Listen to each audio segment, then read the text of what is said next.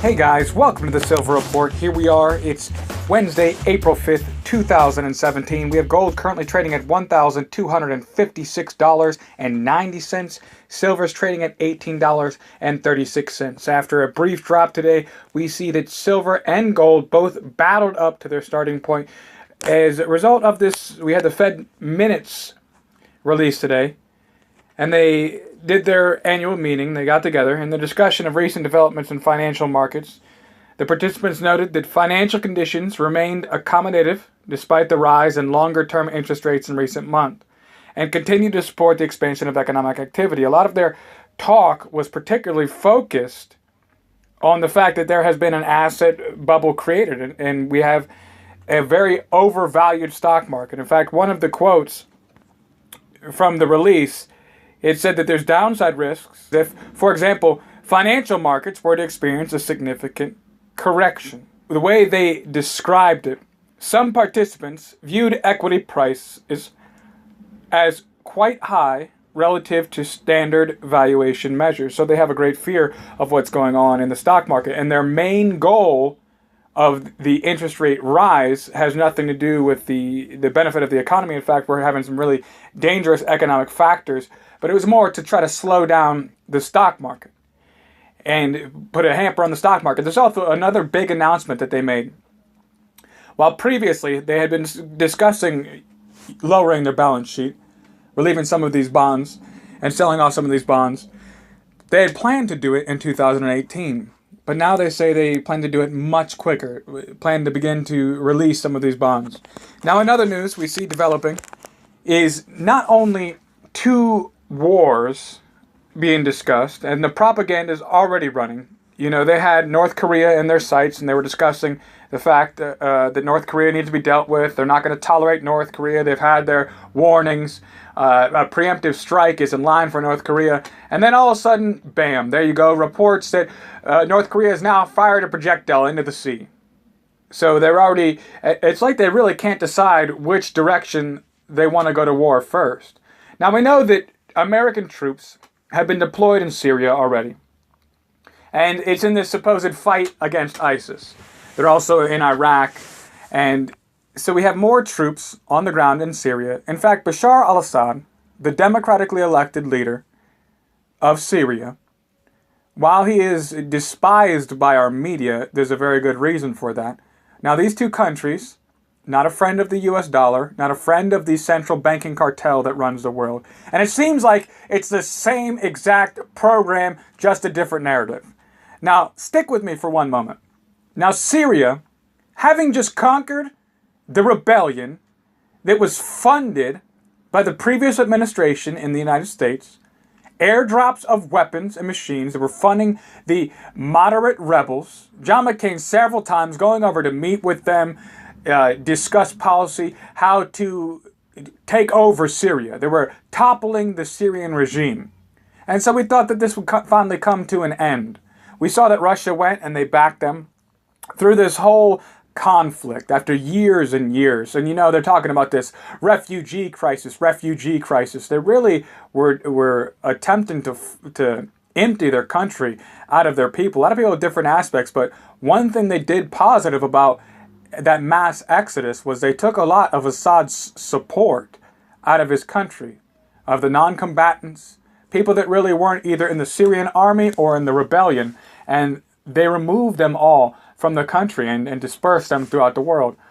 And so on the eve of peace talks, as they finally have vanquished the foe that was funded with the intention to cause instability and to overthrow the regime, they now all of a sudden are just going to aghast their citizens. They've already won. They had Russia come in with help from Russian airstrikes. They conquered their foe. Now, Bashar al-Assad, he had said that he views the American troops now entering and operating within Syria without permission from the elected government as invaders. But of course, they went there for a reason. So now it appears as if the same agenda continues on. The cycle of endless war. Now, it was amazing when those documents came out and they were discussing, and you know, a lot of people point around to conspiracy theories, how on the eve of 9/11, they said, well, it's bad. Yeah, we're going to war with Iraq. They said, no, much worse. We're going to conquer 7 nations in the Middle East. And Syria was one of those listed.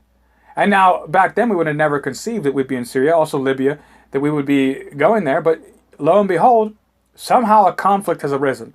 And now they have this idea, some might even call it a false flag, that somehow Bashar al-Assad, who has major support from his nation, but now all of a sudden gas people on the eve of peace talks, at the end of the conflict in his country, when they can return back to peace. Peace is not what they want.